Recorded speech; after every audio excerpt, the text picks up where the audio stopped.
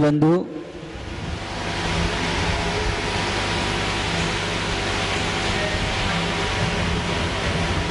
मानव के जीवन में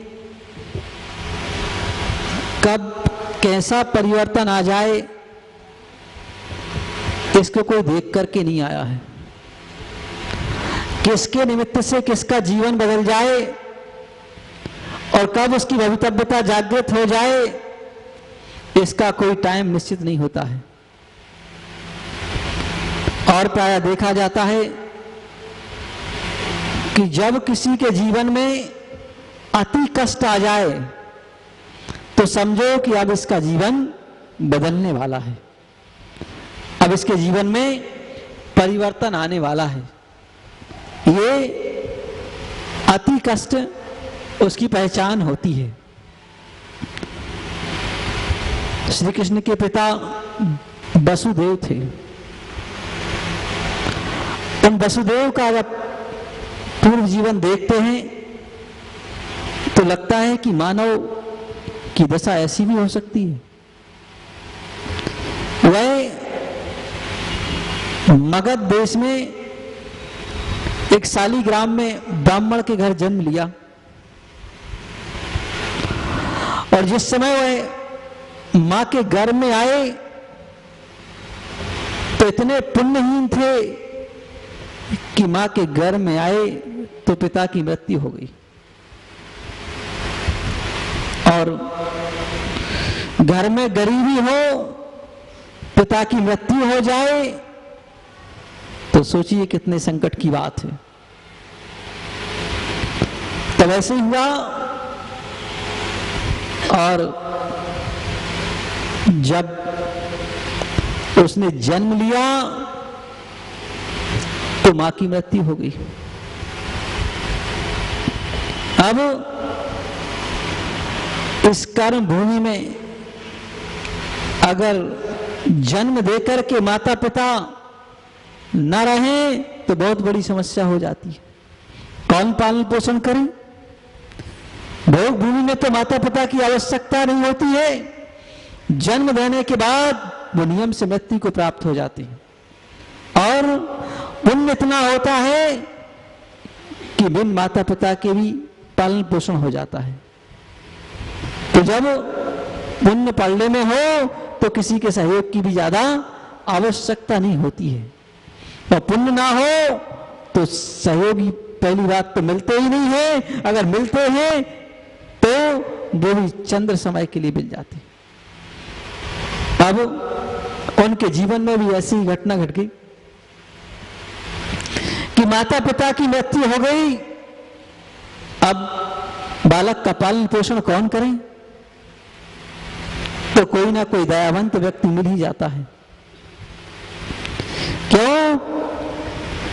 क्योंकि मानव का धर्म ही दया है, प्राणी मात्र का धर्म दया है और मनुष्य में तो क्या दया भाव तिरंज प्राणियों में भी देखा जाता है। तो ऐसे कहीं ना कहीं से कोई ना कोई दयावंत प्राणी मिल ही जाता है।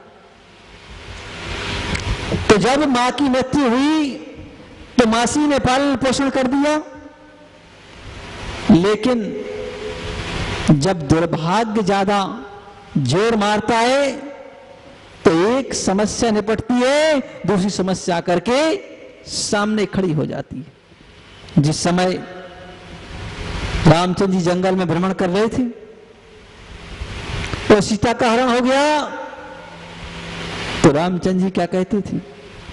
और ने कहा कि जिस पैर में ठोकर लगी हो उसी में ठोकर जाके फिर से लगती है। एक समस्या से जूझ नहीं पाते हैं, दूसरी समस्या करके सामने खड़ी हो जाती है। तो क्या करें? तो ऐसे ही उस बालक के साथ हुआ कि वह मासी के द्वारा पालन पोषण किया जा रहा था, लेकिन संयोग की बात कि मासी की ही मृत्यु हो गई। अब कौन पालन पोषण करें? तो उसके मामा ने पालन पोषण करना शुरू कर दिया।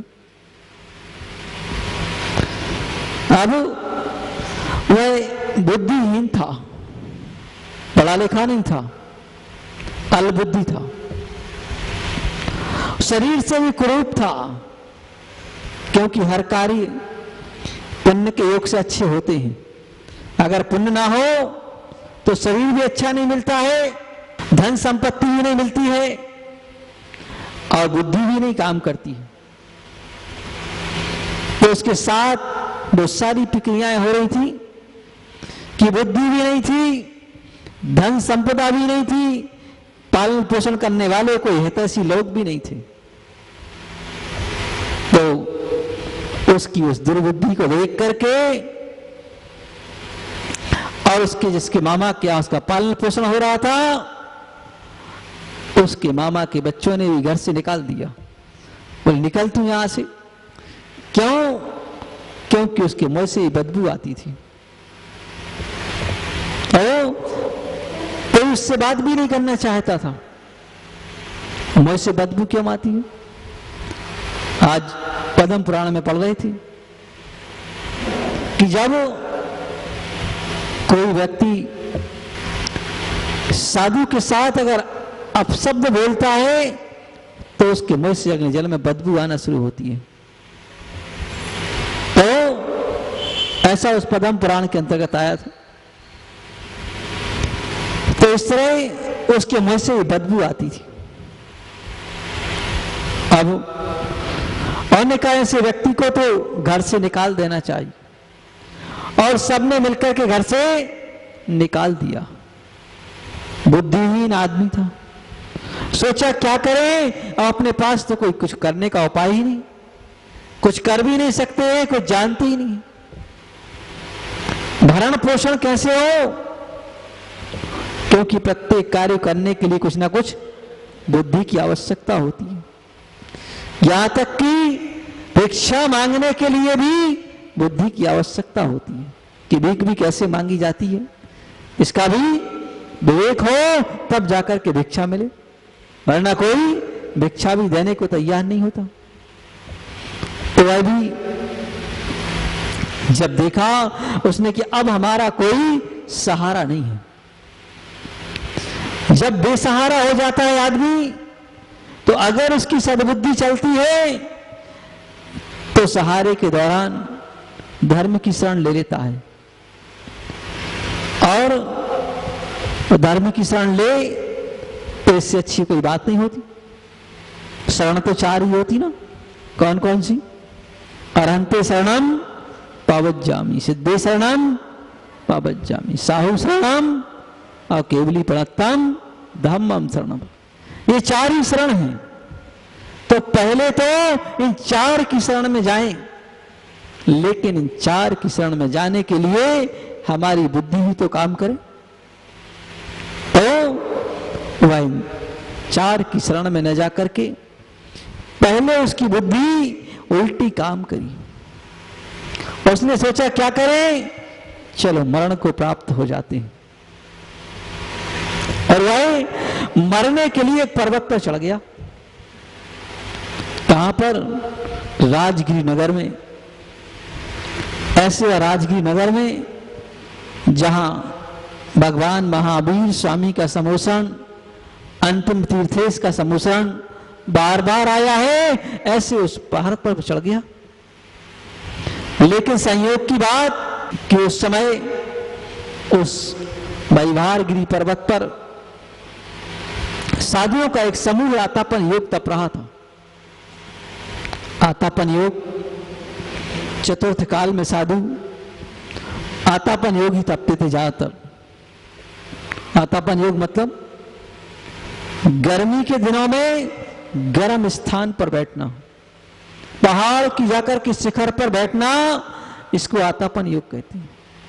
कि जहां गर्मी है वहां गर्मी में और अत्यधिक तपना। शीत ऋतु में जहां ज्यादा ठंड लगे ऐसे नदी के किनारे जाके बैठना, और बरसात के दिनों में पेड़ के नीचे बैठना। तो पहले साधु ऐसा ही किया करते थे कि बरसात के दिन आए तो पेड़ के नीचे बैठेंगे या किसी पहाड़ के किनारे बैठेंगे, जिससे पूरा पानी झरझर के पूरा और ज्यादा आवे। तो ऐसे वह आता पनगिरी योग तपने वाले मुहिराज, दोनों मुहिराज। तो वहां पर बहुत सारे मुहिराज उस वैवारगिरी पर्वत पर विराजमान थे और यह नंदीसेन नाम का बालक उस पहाड़ पर जा रहा था मरने के लिए। गर्मी के दिन हो, अचानक से कोई आए तो आश्चर्य की बात तो होती। एक मुहिराज की दृष्टि पड़ी और उन्होंने अपने अवधि ज्ञान से जाना कि किस लिए आया है। अवधि ज्ञान से जान लिया कि ये तो मरने के लिए आया है, इसके परिणाम तो मरने के चल रहे हैं। लेकिन मुहिराज किसी से तभी बोलते हैं जब उसकी भवितव्यता जान लेते। पहले अवधि ज्ञान से उसकी भवितव्यता जान ली कि आखिर यह हमारी बात मानेगा या नहीं मानेगा। अगर मानेगा तो बोलूं और नहीं मानेगा तो बोलने की कोई आवश्यकता नहीं। देखा कि बात मान जाएगा। परिणाम मंद है, शांत परिणामी है, भद्र परिणामी है, बात को शीघ्रता से मान जाएगा। और भद्र परिणामी जो जीव होता है वह बात को जल्दी मान लेता है। और कठोर परिणामी हो, तीव्र हो, उग्र हो तो वह बात को मानने के लिए तैयार नहीं होता। तो मुहिराज ने उसकी कर्म की स्थिति को देखा और जाना कि नहीं, ये तो अभी बात को मान लेगा।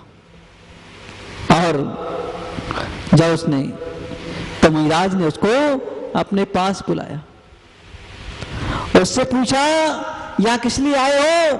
मरने के लिए आए, उसने कहा। उसने सोचा कि बड़े आश्चर्य की बात है, मैंने तो किसी को बताया ही नहीं कि मैं किस लिए आया हूं। किसी ने पूछा भी नहीं मुझसे कहां जा रहे हो, किस लिए जा रहे हो। तो किसी से कोई कौन पूछता है?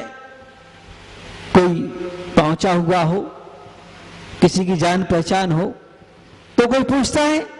सामान्य व्यक्ति को कौन पूछता है? कोई नहीं पूछता है। तो देखा कि कोई ने पूछा नहीं, फिर भी उसको आश्चर्य हुआ कि आखिर इन्होंने हमारे मन की बात कैसे जान ली। बता दिया कि मरने के लिए आए हो, तो उसको भी बड़ा आश्चर्य हुआ। मुहिराज ने समझाया, बोले मरो मत, मरने से कोई फायदा नहीं है। क्यों नहीं है? क्योंकि आत्मघात करके मरोगे तो या नरक जाओगे या तुरंत चले जाओगे। इससे ज्यादा और कुछ नहीं। अभी तो इंसान हो, आदमी हो, मर करके तुरंत गति को प्राप्त हो जाओगे या फिर नरक चले जाओगे। इसलिए कभी आत्मघात नहीं करना चाहिए। भले ही अपना जीवन बाकी बचा हुआ है तो धर्ममय गुजारो, धर्म के साथ जीवन गुजारो। आत्मघात करने से कोई लाभ नहीं हुआ करता है। और जीवन में संकट तो आते ही रहते हैं, इसमें कोई नई बात थोड़ी है कि भाई जीवन में संकट नहीं आए। तो जीवन में संकट तो अपन तो क्या, तीर्थंकर भगवान के जीवन में भी संकट आ जाते हैं, बड़े बड़े महापुरुषों के जीवन में भी संकट आते हैं। क्यों? क्योंकि उनके साथ भी कर्म का योग लगा है। तो संकट आना तो स्वाभाविक है, इसमें कोई बहुत बड़ी बात नहीं है। तो उन्होंने कहा मरने की आवश्यकता नहीं है। बोले ऐसा करो, साधु बन जाओ। और वह भी साधु बनने के तैयार हो गया। बोले मुनि बन जाओ, क्योंकि पहले छोटा मोटा पद तो दिया नहीं जाता कि लंगोटी लगवा दें, चड्डी वाले बाबा हो जाएं, है ना। तो बोले मुनि बन जाओ। तो उसने भी कहा ठीक है, आप कहते हैं तो बन जाते हैं, और बात मान ली। तो मुनि बन गए। और मुनि बन करके देखिए, बिना पढ़ा लिखा व्यक्ति, शरीर से कुरूप, बोलना भी ठीक से नहीं आता, और मुनि बनकर के उसने तपस्या की। और थोड़ी बहुत तप नहीं किया, 35,000 वर्ष तक तप किया। और उसकी तपस्या का प्रभाव ही रहा कि उसे रिद्धियां प्राप्त हो गई। आश्चर्य की बात। और जो उपकारी होता है, जो कृतज्ञ होता है, तो अपने उपकारी का उपकार मानता है। तो उसने कहा इन दिगंबर संत का बड़ा उपकार है। मैं तो दर दर की ठोकरें खा रहा था, लेकिन इस संत ने मुझे इतना महान पद दे दिया, इनका बड़ा उपकार है। उसने कहा भगवान आपके ही प्रसाद से सब कुछ हुआ है, मैं तो कुछ भी नहीं था, और मुझे रिद्धियां प्राप्त हुई है, ये भी मुझे आपके ही प्रसाद से हुई, आपके ही सहयोग से, आपके आशीर्वाद से प्राप्त हुई है। बताओ इनका क्या करें। और ने कहा साधु संत कुछ नहीं करते। फिर भी उसने कहा कि कुछ तो नहीं करते, लेकिन हम अपना सारा समय आप सबकी सेवा में लगाते हैं। और उसने सारा समय और मुनियों की सेवा में लगा दी। कोई भी मुनि हो, सबकी वह सेवा करने लगा। रिद्धियां प्राप्त थी, जिसको जो चाहिए हो, जो आवश्यकता हो, वो सबकी पूर्ति कर।